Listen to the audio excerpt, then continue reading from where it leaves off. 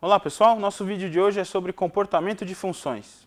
Vamos então ao enunciado do exercício. Seja f de x igual a cosseno ao quadrado de x menos 2 seno x, no intervalo de x variando de 0 a 2π. No item A, encontre os intervalos nos quais f é crescente ou decrescente. No item B, encontre os valores máximo e mínimo locais de f. Item C, encontre os intervalos de concavidade e os pontos de inflexão. Bom, pessoal, então aqui no nosso primeiro item, no item A, nós temos que analisar a função f fornecida e, a partir dela, determinar os seus intervalos de crescimento e decrescimento. Então, como é que a gente faz isso? Que ferramenta a gente utiliza? Para fazer, então, a análise de crescimento e decrescimento, a gente tem que estudar o sinal da derivada f' de x. A gente sabe se a função derivada, se a f' for positiva num certo intervalo, a função f original é crescente. Se a derivada for negativa num intervalo, a função será decrescente nesse mesmo intervalo. Bom, vamos então aplicar a derivada para poder estudar o sinal de f'. Então vamos olhar aqui a f' de x. Nós começamos com cosseno ao quadrado de x na função f, precisamos derivar. Função composta, né? Temos a função cosseno x como uma função interna, x ao quadrado como uma função externa, vamos derivar usando a regra da cadeia, e a gente vai obter então duas vezes o cosseno de x, derivada da função externa, multiplicado por menos o seno de x, a derivada da função interna.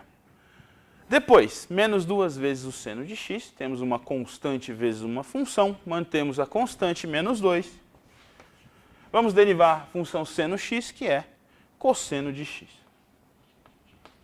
E isso aqui também é válido para qualquer x no intervalo de interesse, de 0 até 2π, intervalo fornecido pelo exercício.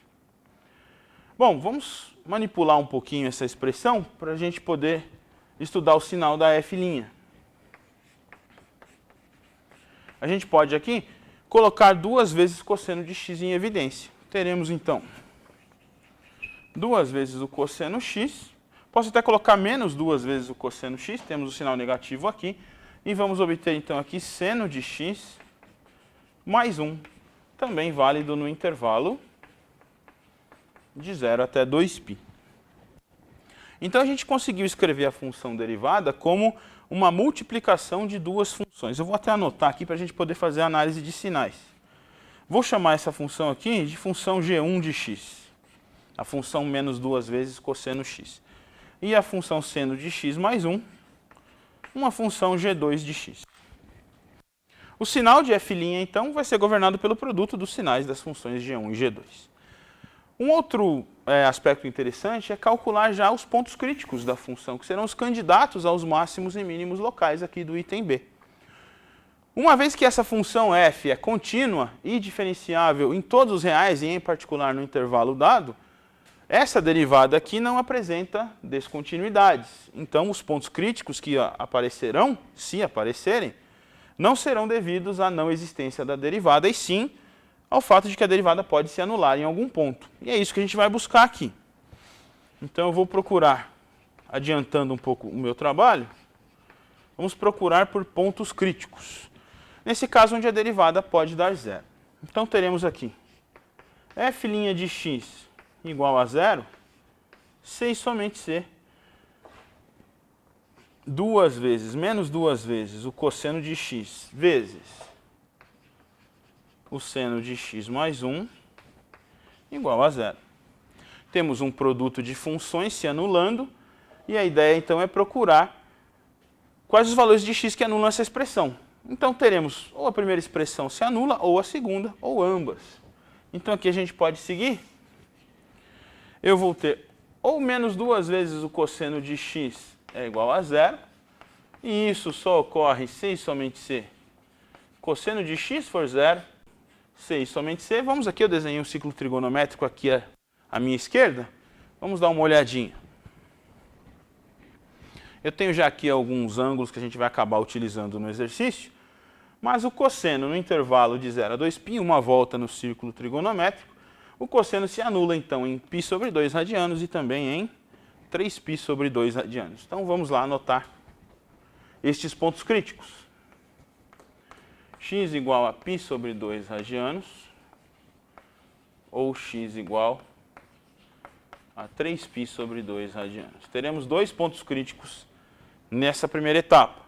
Mas também precisamos investigar quando é que o seno de x mais 1 se anula, não é? Essas duas condições têm que ser satisfeitas para que a função f' seja anulada.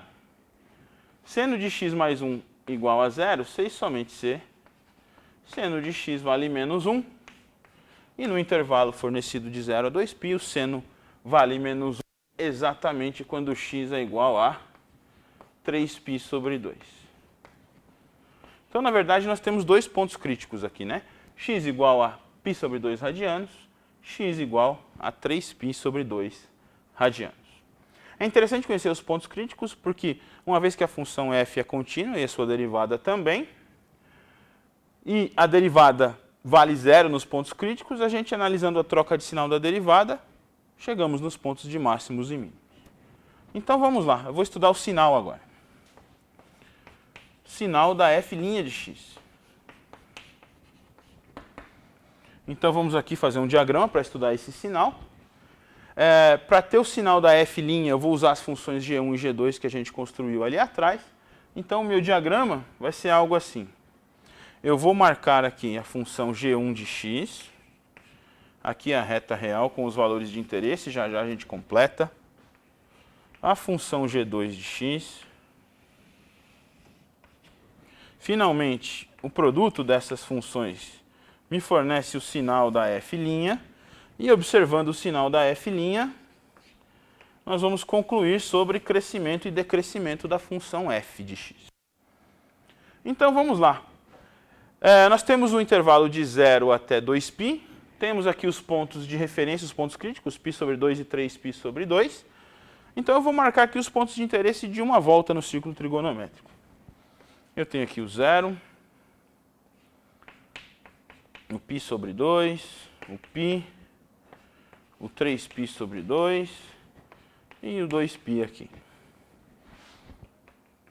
Então, a gente vai precisar analisar o sinal das funções envolvidas para poder tirar o sinal da derivada e assim concluir sobre o crescimento da f e o decrescimento. Bom, o que nós sabemos? Quem é a nossa função g1? Eu vou desenhar aqui ao lado. A g1 de x é a função menos 2 vezes o cosseno de x. Eu recomendo, sempre que possível, desenhar o gráfico das funções envolvidas para você verificar o sinal delas, né? Principalmente para funções trigonométricas, esse estudo de sinais pode ser uma tarefa bastante complicada. Então, vamos fazer um desenho aqui do g1 rapidamente. Para um ciclo também no círculo trigonométrico. Então, vou marcar aqui π sobre 2, π, 3π sobre 2 e 2π. A gente sabe desenhar essa função, não é? Nós fizemos lá no primeiro bimestre. Podemos iniciar com a função cosseno x, depois multiplicar essa função por 2 e, finalmente, o resultado todo, fazer uma reflexão no eixo y, perdão, no eixo x, né? Uma reflexão no eixo x. Aqui a gente percebe, então, que a amplitude dessa função g1 de x, né? A imagem dela vai de menos 2 até 2, então eu vou deixar isso aqui registrado. Então, ela alcança os valores de imagem de menos 2 até 2. Só para ter uma ideia, né, a função 2 vezes o cosseno de x seria algo assim, né? Cosseno de 0 é 1, cosseno de π sobre 2 é 0. E um ciclo do 2 vezes cosseno x seria essa função. Mas nós estamos interessados na reflexão dessa função no eixo x. Então, menos 2 vezes o cosseno x é algo assim. Função desenhada aqui na cor verde. Então, a gente pode transportar os sinais desse gráfico para o diagrama que a gente construiu ali.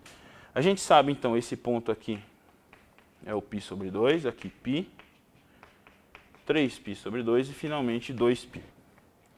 Então, olha, de 0 até π sobre 2, o sinal do G1 é negativo. Depois, olhando ali, de π sobre 2 até 3π sobre 2, positivo. E finalmente, de 3π sobre 2 até 2π, nós temos um sinal negativo. Agora a gente vai analisar a função G2. Eu vou escrevê-la aqui ao lado também. Vamos lá, G2 de x é a função seno de x mais 1. A gente até pode perceber logo de cara que essa função aqui ela é maior ou igual a zero sempre, não é? Uma vez que a gente vai pegar a função seno de x e vai deslocar uma unidade para cima. Então vamos esboçar o gráfico da função G2 para ter certeza sobre o sinal dela. Então vou fazer aqui um esboço rápido.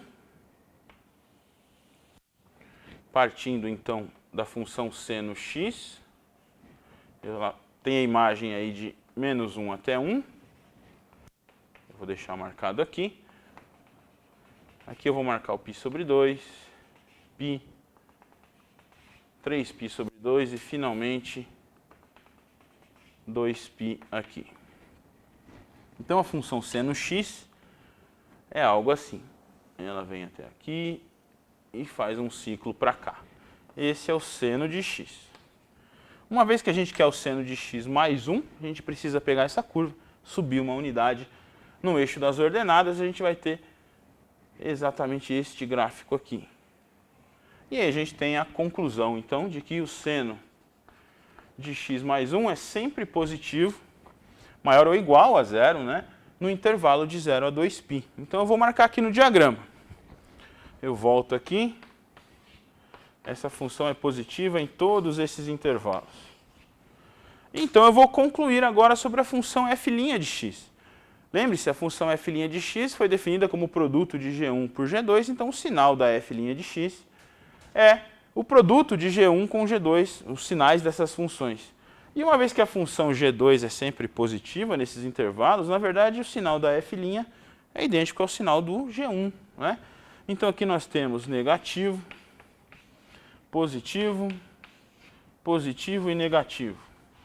Nos intervalos aí de 0 a π sobre 2, π sobre 2 a π, π a 3π sobre 2 e finalmente 3π sobre 2 até 2π. E aí o teste de crescimento e decrescimento nos diz o seguinte: derivada negativa no intervalo, função decrescente. Derivada positiva no intervalo, função crescente. Então aqui a gente pode concluir que a função f é decrescente nesse intervalo de 0 a π sobre 2, depois ela é crescente de π sobre 2 até o 3π sobre 2 e finalmente ela volta a decrescer de 3π sobre 2 até 2π. Então apenas para registro, para isso ficar bem claro para a gente, eu vou escrever nesse pedacinho aqui de cima, pessoal, só para registrar o resultado do item A. Então no item A, f é crescente em, nós temos aqui um intervalo de crescimento, aberto em π sobre 2 até aberto em 3π sobre 2. Então, π sobre 2 até 3π sobre 2. E, finalmente, f é decrescente no intervalo de 0 a π sobre 2, união com 3π sobre 2 até 2π. Então, 0 a π sobre 2 unido com 3π sobre 2 até 2π. Então, esse é o resultado do item A. Agora a gente precisa calcular os pontos de máximos e mínimos. Bom, pessoal, então para a gente poder determinar os pontos de máximos e mínimos locais, eu vou aproveitar aqui o diagrama de sinais que a gente construiu no item A. Lembre-se, nós sabemos que a função f é uma função contínua, né? Ela é uma soma de funções trigonométricas. A função derivada também é contínua. Nós vamos verificar também que a derivada segunda também é. Mas sabendo que a função f é contínua, a gente pode aplicar o teste da primeira derivada e perceber o seguinte, ó. No ponto crítico x igual a π sobre 2, o sinal da derivada troca de negativo para positivo. Isso significa aqui a ocorrência de um ponto de mínimo local. Então eu vou anotar isso daqui. Daqui eu sei que esse ponto é mínimo local. Usando o mesmo raciocínio, olha só. No ponto crítico x igual a 3π sobre 2, a derivada troca de positivo para negativo o sinal dela. uma vez que a função f é contínua, isso caracteriza um ponto de máximo local. Então aqui nós temos, em x igual a 3π sobre 2, um ponto de máximo local. Agora basta a gente calcular as coordenadas desse ponto, não é? O ponto de mínimo local vai ser o x vale π sobre 2, o y é o f de π sobre 2. Já já a gente calcula. Aqui o ponto de máximo local, 3π sobre 2 no x, f de 3π sobre 2. Então a gente vai chegar aqui nessa conclusão. Isso aqui vai dar π sobre 2. E agora a gente pode voltar um pouquinho aqui. Vamos calcular o valor da função f quando x vale π sobre 2. Teremos cosseno de π sobre 2, isto é 0. Ao quadrado continua 0. O seno de π sobre 2 vale 1. Uma vez o menos 2, nós temos então o ponto de mínimo local em π sobre 2, y menos 2. Este é o ponto de mínimo local. Para achar o máximo local, a gente vai fazer o f de 3π sobre 2. Cosseno de 3π sobre 2 continua 0. Seno de 3π sobre 2 é menos 1, multiplicado por esse menos 2, 2. Então, o ponto de máximo local aqui, 3π sobre 2 e 2. Então, a gente aplicou aqui o teste da primeira derivada. Agora, nos resta fazer os intervalos de concavidade e os pontos de inflexão. Para isso, a gente vai ter que fazer o estudo da derivada segunda. Seguindo aqui, pessoal, precisamos determinar no item C os intervalos de concavidade da função f e também os seus pontos de inflexão. Para fazer isso, eu preciso estudar o sinal da segunda derivada. Então, nós temos aqui a primeira derivada, que foi calculada para a gente resolver o item A. Em cima dela, a gente vai calcular, então, a derivada segunda. F' de x vai ser, então, a derivada de um produto. Nós temos aqui menos 2 vezes cosseno x multiplicando a função seno x mais 1. Então, eu vou derivar a primeira. Derivada do cosseno x é menos seno x, portanto, eu vou ter aqui 2 vezes o seno x vezes a segunda derivada, a segunda função. Deriva a primeira, mantém a segunda. Vou agora conservar a primeira, menos 2 vezes o cosseno de x, e vamos derivar a segunda função, seno de x mais 1. Derivada do seno x é cosseno x, derivada de 1 é 0. Vamos ter, então, 2 vezes o cosseno ao quadrado de x. Agora, então, eu vou fazer a distributiva aqui, pessoal, para colocar algumas coisas em evidência. Nós teremos, então, 2 vezes o seno ao quadrado de x, mais 2 vezes o seno de x, e menos 2 vezes o cosseno ao quadrado de x. Vou colocar o 2 em evidência. Então, a gente vai ter f duas linhas de x, 2 vezes o seno ao quadrado de x, mais seno de x, e teríamos ali menos o cosseno ao quadrado, não é? Só que no lugar do cosseno ao quadrado eu já vou substituir por 1 menos o seno ao quadrado. Você vai ver que essa substituição vai ser bastante útil, porque a gente vai ser capaz de construir o seguinte. Teremos aqui então seno ao quadrado de x mais seno de x menos 1 mais seno ao quadrado de x, finalizando, 2 vezes 2 seno ao quadrado de x mais seno de x mais 1, menos 1, isto válido para x entre 0 e 2π, na verdade válido para todos os reais, em particular nesse intervalo fornecido. Pois bem, estudar o sinal dessa função é algo bastante difícil.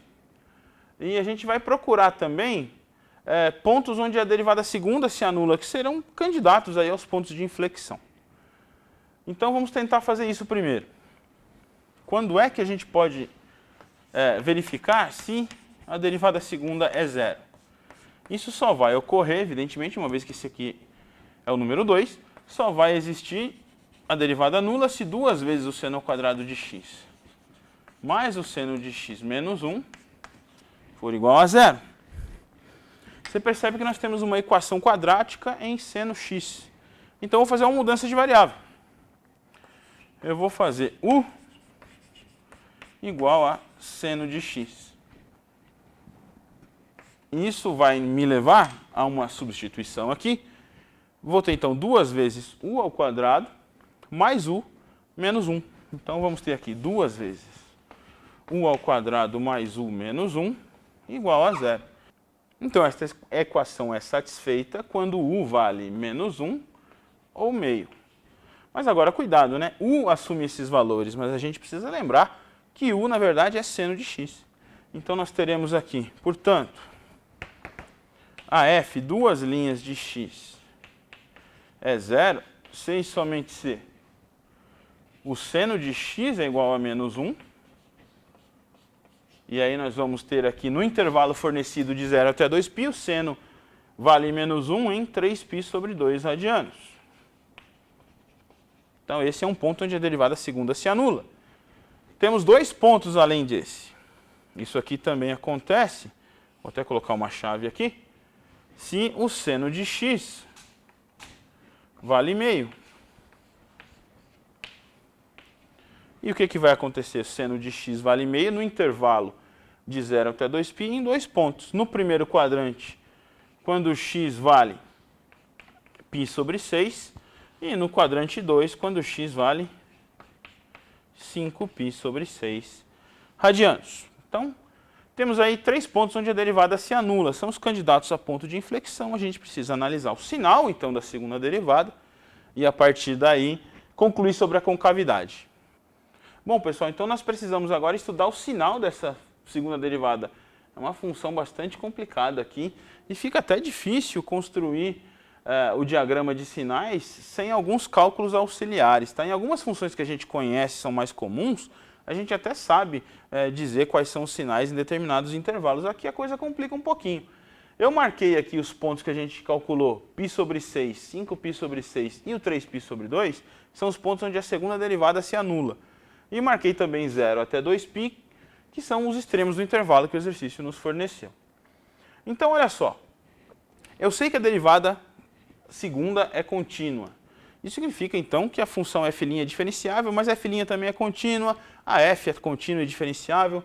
Não tem nenhum problema de descontinuidade. Isso significa que, uma vez que eu conheço o valor da f duas linhas nesses pontos, eu posso calcular um pouco à esquerda, um pouco à direita e arbitrar o sinal, calcular o sinal da função nesse intervalo. Eu vou começar, por exemplo, calculando o valor da f' de 0 um pouquinho à direita do zero. Por que isso é importante? À esquerda eu não preciso, eu sei que a função é contínua, então um pouquinho aqui esse sinal vai se manter até chegar aqui, onde ocorre derivada segunda igual a 0, anulada. Então eu vou um pouquinho aqui para o meu círculo trigonométrico. Eu marquei aqui em laranja o π sobre 2, o π, o 5π sobre 3 e o 0, que serão pontos auxiliares. Os pontos onde a derivada se anula estão em cor de rosa, π sobre 6, 5π sobre 6 e o 3π sobre 2. Então, olha só, eu preciso calcular qual é o sinal da derivada entre o 0 e o π sobre 6. Então eu escolhi 0 mais, um pouquinho aqui à direita do 0. Se a gente substituir esse valor aqui, a gente vai ver que o seno de 0 é 0, ao quadrado continua 0, o seno de 0 é 0. Então esse valor aqui vai dar menos 2. Mas o que importa para a gente é que esse sinal é negativo. Então isso é importante. Uma vez que a função é contínua, eu sei então que eu posso marcar negativo aqui de 0 até π sobre 6. Agora eu preciso de algum valor entre π sobre 6 e 5π sobre 6 para decidir o sinal aqui no intervalo. Então volto aqui no meu círculo trigonométrico. Eu marquei aqui o π sobre 6, aqui eu tenho 5π sobre 6. Eu escolhi um ângulo fácil, que é o π sobre 2, para determinar o sinal. Então eu vou calcular o f de π sobre 2. F de π sobre 2, eu sei que o seno de π sobre 2 é 1. Então isso aqui eu vou ter 1 ao quadrado 1, vezes 2 são 2, 2 mais 1, 3, 3 menos 1, 2, 2 vezes 2 são 4. O que importa é que esse sinal é positivo. Então, a derivada segunda, aqui faltou, a derivada segunda no ponto π sobre 2 é positiva. Então eu posso garantir que durante todo esse intervalo aberto aqui, esse sinal se mantém positivo. Agora eu preciso determinar o valor entre 5π sobre 6 e 3π sobre 2. Então, entre esse arco, marcado em cor de rosa, e esse outro aqui. Por comodidade, por facilidade, eu escolhi x igual a π. Então, vamos calcular o f de π. Seno de π é 0, então isso aqui vai ser menos 1, todo esse parênteses, né? Menos 2, esse cara aqui vai ter então um sinal negativo, a derivada segunda. Pelos mesmos argumentos de continuidade e diferenciabilidade, eu sei então que esse sinal se mantém em todo esse intervalo. Agora eu preciso de um ângulo entre 3π sobre 2 e 2π para finalizar o meu diagrama de sinais. Eu escolhi aqui o 5π sobre 3, porque eu conheço o valor do seno aqui, vale menos raiz de 3 sobre 2. Se eu substituir menos raiz de 3 sobre 2 nessa função, o que eu vou obter é um valor negativo.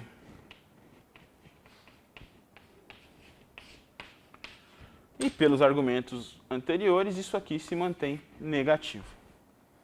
Bom, se a função for contínua, bem comportada, isso aqui vale. Você pode sim calcular um pouquinho à direita e um pouquinho à esquerda dos valores críticos, nesse caso os valores onde a derivada segunda se anula, para determinar o sinal da função. E agora, vamos fazer o teste da concavidade. Se a função f duas linhas é negativa, a função é côncava para baixo. F duas linhas positiva, função côncava para cima. E aqui côncava para baixo, côncava para baixo. Então estes são os intervalos de concavidade. Eu vou agora aproveitar para escrever a resposta, então, de uma maneira mais definitiva. E aí a gente vai procurar os pontos de inflexão. Então, F é côncava para cima em, olhando o nosso diagrama, ele é côncava para cima no intervalo aberto de π sobre 6 até 5π sobre 6. E F é côncava para baixo no intervalo de 0 a π sobre 6, olhando ali no nosso diagrama, de 0 até π sobre 6, união com 5π sobre 6 até 2π. Então, unido com 5π sobre 6 até 2π. Agora, os pontos de inflexão. Função f duas linhas é contínua, portanto, toda vez que aparece a troca de concavidade, nós temos um ponto de inflexão. Temos dois aqui. Olha só. X igual a π sobre 6 é um ponto de inflexão, troca-se de côncava para baixo para côncava para cima, e depois x igual a 5π sobre 6 também é um ponto de inflexão. Côncava para baixo, para cima para côncava para baixo. Aqui, ó, a derivada segunda se anula, mas esse ponto não é um ponto de inflexão. E se você lembrar um pouquinho, lá no primeiro item, x igual a 3π sobre 2 também é um ponto crítico de f. Portanto, a derivada primeira também é zero. Se a derivada primeira é zero, a derivada segunda também é zero, funções contínuas. Esse cara aqui é um ponto de máximo da função. Ok? Bom, então vamos lá. Isso foi confirmado pelas nossas análises anteriores. Eu vou chamar esse ponto aqui de inflexão de A e esse de B. Então, quem são os pontos de inflexão?